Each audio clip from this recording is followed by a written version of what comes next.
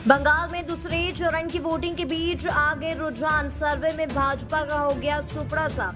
दोस्तों, पश्चिम बंगाल में दूसरे चरण की वोटिंग आज हो रही है, जिसमें 142 विधानसभा सीटों पर वोट डाले जा रहे हैं। सुबह से ही मतदाताओं में काफी उत्साह और जोश देखने को मिल रहा है और आज आखिरी चरण में पश्चिम बंगाल की भवानीपुर, नंदीग्राम समेत कई हॉट सिटी शामिल, जिसमें उम्मीदवारों की किस्मत ईवीएम मशीन में तय दी जाएगी। लेकिन वोटिंग के बीच जो रुझान सामने आ रहे हैं, इसमें तृणमूल कांग्रेस को फायदा मिलता नजर आ रहा है और भाजपा को झटके पर झटका लग रहा है। दोस्तों, अगर फलौदी सट्टा बाजार के सर्वे की बात की जाए तो पश्चिम बंगाल की 294 सीटें में, जहां पर बहुमत का आंकड़ा 148 है, बीजेपी के खाते में 127 से 130 सीटें जा सकती है।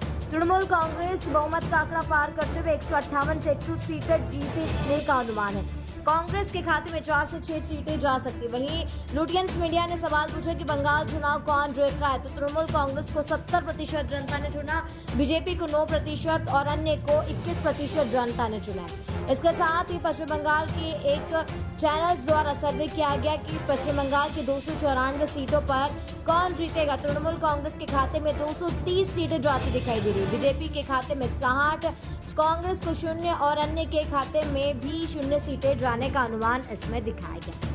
तो दरअसल दोस्तों, दक्षिण बंगाल की 142 सीटों पर तृणमूल कांग्रेस का पलड़ा हमेशा भारी रहा है, क्योंकि 2021 के चुनाव में टीएमसी ने 142 सीटों में से 123 सीटों पर प्रचंड जीत हासिल की थी और इस बार भी वो लगातार इन सीटों पर अपनी जीत का दावा ठोक रहे हैं और भाजपा को केवल 18 और वाईएसएफ को 1 सीट मिली थी।